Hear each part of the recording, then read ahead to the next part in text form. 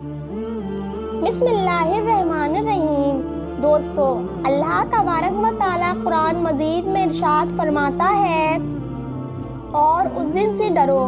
جب کوئی کسی کے کچھ کام نہ آئے گا، اور نہ ہی کسی کی سفارش قبول کی جائے گی، اور نہ ہی کسی سے کسی طرح کا بدلہ قبول کیا جائے گا، اور نہ ہی لوگوں کسی کی مدد حاصل کر سکیں گے۔ قیامت کا دن ایک ایسا ہولناک دن ہوگا کہ جس دن حمل والی عورتوں کا حمل ضائع ہو جائے گا، اور اس دن نفس نفسی کا یہ عالم ہوگا کہ ماں اپنے بیٹے کو بھول جائے گی اور اولاد اپنے ماں باپ کو بھول جائے گی، اور اس دن کوئی کسی کے کچھ کام نہ آئے گا۔ ہر ایک کو اپنے حساب و کتاب کی پڑی ہوگی، اور ہر ایک انسان اپنے اعمال کے مطابق اپنے انجام کو پہنچا دیا جائے گا۔ پیارے دوستو، اس بات پر ہر مسلمان کا ایمان ہے کہ اس کو مرنے کے بعد قیامت کے دن اٹھنا ہے اور اپنے اعمال کا بدلہ لینا ہے۔ لیکن آج کی اس ویڈیو میں ہم آپ کو یہ بتائیں گے کہ مرنے کے بعد بچوں کا حساب و کتاب کیسے ہوگا، اور کیا بچوں سے قبر کے اندر سوال و جواب کیے جائیں گے یا نہیں، اور مرنے کے بعد بچوں کو بھی ان کی قبر میں حساب دینا ہوگا یا نہیں، اور اس کے ساتھ ساتھ آپ کو یہ بھی بتائیں گے کہ مرنے کے بعد کافروں اور مشرکوں کے بچوں کے ساتھ کیا سلوک کیا جاتا ہے، اور کیا کافروں اور مشرکوں کے بچے مرنے کے بعد جنت میں جائیں گے یا نہیں، اور اگر کوئی معصوم بچہ کفر کر دے تو کس عمر میں اس بچے کے کفر کا اعتبار کیا جائے گا۔ پیارے دوستو، ان تمام تر سوالوں کے جواب قرآن حدیث کی روشنی میں ہم آپ کو دیں گے۔ اس دنیا کو چھوڑنے کے بعد انسان کو سب سے پہلے جس گھر میں داخل کیا جاتا ہے وہ قبر ہے۔ قبر آخرت کی منزلوں میں سے سب سے پہلی منزل ہے، اور قبر سے ہی ہر انسان کا حساب و کتاب شروع ہو جاتا ہے۔ جو قبر کے امتحانات کو پاس کر لیتا ہے تو اس کے آگے آنے والے امتحانات اس کے لیے آسان ہوتے ہیں، اور جو قبر کے امتحانات پاس کرنے میں ناکام رہتا ہے تو آگے آنے والے امتحانات اس سے کہیں زیادہ سخت اور دشوار ہوں گے۔ جب بھی کوئی انسان مرتا ہے تو اس کی قبر کے اندر دفن کیا جاتا ہے، پھر چاہے وہ بچہ ہو، بوڑھا ہو یا پھر نوجوان ہو۔ جیسے ہی مرنے والے شخص کو دفنایا جاتا ہے تو دو فرشتے اس کی قبر کے اندر داخل ہو جاتے ہیں، جن کو منکر اور نکیر کہا جاتا ہے۔ یہ فرشتے اس مرنے والے شخص سے سوالات کرتے ہیں، اور وہ مرنے والا شخص ان فرشتوں کو جواب دیتا ہے۔ اگر مرنے والا شخص ان فرشتوں کے سوالات کا جواب ٹھیک دیتا ہے تو اس کو جنت کی خوشخبری سنا دی جاتی ہے، اور اگر مرنے والا شخص ان فرشتوں کے سوالوں کے جواب نہیں دے پاتا تو اس کی قبر کو جہنم کا گڈھا بنا دیا جاتا ہے۔ جیسا کہ نبی پاک صلی اللہ علیہ وآلہ وسلم نے ارشاد فرمایا کہ قبر یا تو جنت کے باغوں میں سے ایک باغ ہے یا جہنم کے گڈھوں میں سے ایک گڈھا ہے، اور قبر آخرت کی منزل میں سے سب سے پہلی منزل ہے۔ جس نے اس کو آسانی سے پار کر لیا تو آگے کا معاملہ اس سے آسان ہے، اور جو اس منزل کو پار نہ کر سکا آگے کا معاملہ اس سے کہیں زیادہ مشکل ہے۔ اب بات کرتے ہیں کہ اگر کوئی بچہ بالغ ہونے سے پہلے مر جائے تو کیا اسے بھی قبر میں حساب و کتاب لیا جاتا ہے اور اس سے بھی سوال جواب کیے جاتے ہیں؟ تو اس کے متعلق الگ الگ روایاتیں ملتی ہیں۔ بعض روایات کے مطابق چھوٹے بچے سے قبر کے اندر سوال و جواب کیے جائیں گے، کیونکہ اللہ تبارک و تعالیٰ قبر کے اندر ان مرنے والے بچوں کی عقلوں کو مکمل کر دے گا، اور پھر یہ مرنے والے بچے اپنی کامل یعنی پوری عقل کے مطابق ان فرشتوں کو ان کے سوالوں کے جواب دیں گے۔ اور دوسری روایات کے مطابق بچوں سے قبر میں کوئی حساب کتاب نہیں لیا جائے گا، کیونکہ بچے معصوم ہوتے ہیں اور وہ بے گناہ ہوتے ہیں، لہٰذا بچوں سے قبر کے اندر کوئی سوال و جواب نہیں کیا جائے گا۔ اب بات کرتے ہیں ان بچوں کی جو کافروں کے گھر میں پیدا ہوئے ہیں یا مشرکوں کے گھر میں پیدا ہوئے ہیں اور بالغ ہونے سے پہلے مر گئے، تو کیا ایسے بچے مشرک اور کافر کہلائیں گے؟ اور قبر کے اندر ان کے ساتھ کیا سلوک کیا جائے گا۔ تو اس کے متعلق حضرت ابن عباس رضی اللہ تعالی عنہ روایات کرتے ہیں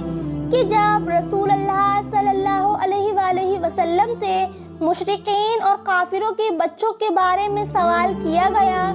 تو ہمارے پیارے نبی صلی اللہ علیہ وآلہ وسلم نے ارشاد فرمایا کہ اللہ تبارک و تعالیٰ نے جب ان بچوں کو پیدا کیا تو اللہ تبارک و تعالیٰ خوب جانتا تھا ان بچوں نے بڑے ہو کر کیا کرنا ہے۔ اسی طرح ایک حدیث میں آتا ہے کہ آپ صلی اللہ علیہ وآلہ وسلم نے ایک خواب دیکھا کہ آپ صلی اللہ علیہ وآلہ وسلم ایک باغ میں ہیں اور ایک لمبے قد کا آدمی باغ میں چل رہا ہے اور اس کے آس پاس بہت سارے بچے کھیل رہے ہیں اور اس آدمی کا قد اتنا لمبا ہے کہ حضور اکرم صلی اللہ علیہ وآلہ وسلم اس آدمی کو دیکھنے کے لیے اپنی گردن مبارک بلند کرتے ہیں گویا کہ وہ شخص آسمانوں سے بات کر رہا ہو۔ حضور پاک صلی اللہ علیہ وآلہ وسلم نے حضرت جبریل علیہ السلام سے پوچھا کہ اس شخص کے بارے میں بتاؤ، ان بچوں کے بارے میں بھی پوچھا تو حضرت جبریل علیہ السلام نے عرض کیا یا رسول اللہ صلی اللہ علیہ وآلہ وسلم، آپ نے جس شخص کو دیکھا ہے وہ حضرت ابراہیم علیہ السلام ہے اور ان کے آس پاس جو بچے کھیل رہے ہیں وہ بچے وہ ہیں جو فطر سلیم پر پیدا ہوئے اور بالغ ہونے سے پہلے فطر سلیم پر ہی مر گئے، یعنی وہ بچے اسلام پر ہی پیدا ہوئے اور بالغ ہونے سے پہلے اسلام پر ہی مر گئے۔ تو ایسے بچوں کے ساتھ آخرت کے اندر وہی سلوک کیا جائے گا جو ایک مسلمان کے گھر میں پیدا ہونے والے بچے کے ساتھ کیا جاتا ہے، کیونکہ ہر پیدا ہونے والا بچہ اسلام پر ہی پیدا ہوتا ہے اور بعد میں بڑے ہو کر وہ کافر یا مشرک بنتا ہے، جیسا کہ حضور پاک صلی اللہ علیہ وآلہ وسلم نے ارشاد فرمایا ہے کہ ہر پیدا ہونے والا بچہ فطرت پر پیدا ہوتا ہے، یعنی اسلام پر پیدا ہوتا ہے۔ جو اس کے ماں باپ ہوتے ہیں وہ اسے بعد میں یہودی، نصرانی یا عیسائی بنا دیتے ہیں، یعنی اس حدیث سے یہ معلوم ہوا ہے کہ ہر پیدا ہونے والا بچہ مسلمان پیدا ہوتا ہے۔ اگر کوئی ایسا بچہ جو کافروں کے گھر میں پیدا ہوا لیکن وہ بالغ ہونے سے پہلے مر گیا تو وہ اسلام پر ہی مرے گا۔ اب بات کرتے ہیں کہ بچے کی کتنی عمر میں بچے کے گناہ کو مانا جائے گا، تو اس کے متعلق روایات میں آتا ہے کہ بچہ جب عاقل اور بالغ ہو جائے اور اچھے اور برے کی پہچان کرنے لگ جائے تو اس عمر میں اگر کوئی بچہ کفر کرتا ہے تو اس کے کفر کا اعتبار کیا جائے گا، یعنی اس کے کفر کو مانا جائے گا اور وہ بچہ کافر ہوگا۔ علماء اکرام بیان فرماتے ہیں کہ اگر کوئی بچہ 7 سال کی عمر میں کفر کرتا ہے تو اس کے کفر کا اعتبار کیا جائے گا اور وہ کافر ہو جائے گا۔ اب بات کرتے ہیں کافروں اور مشرکوں کے بچے جنت میں جائیں گے یا نہیں۔ اگر جنت میں جائیں گے تو جنت میں کون سے مقام میں رکھے جائیں گے، اس کے متعلق الگ الگ روایاتیں ملتی ہیں۔ کچھ روایات کے مطابق جیسے مسلمانوں کے بچے جنت میں جائیں گے اسی طرح وہ بچے بھی جنت میں جائیں گے جو پیدا تو کافروں کے گھروں میں ہوئے لیکن بالغ ہونے سے پہلے فوت ہو گئے، یعنی انتقال کر گئے۔ اللہ تبارک و تعالیٰ ان معصوم بچوں کو بھی جنت میں داخل فرمائے گا، کیونکہ اللہ تبارک و تعالیٰ ارشاد فرماتا ہے کہ وہ کسی کو جنت یا جہنم میں داخل نہیں فرمائے گا جب تک کہ اس کو ان کے اعمال کے مطابق نہ بنا دے۔ لہٰذا اسی وجہ سے اللہ تعالیٰ معصوم بچوں کو بغیر حساب و کتاب کے جنت میں داخل فرمائے گا۔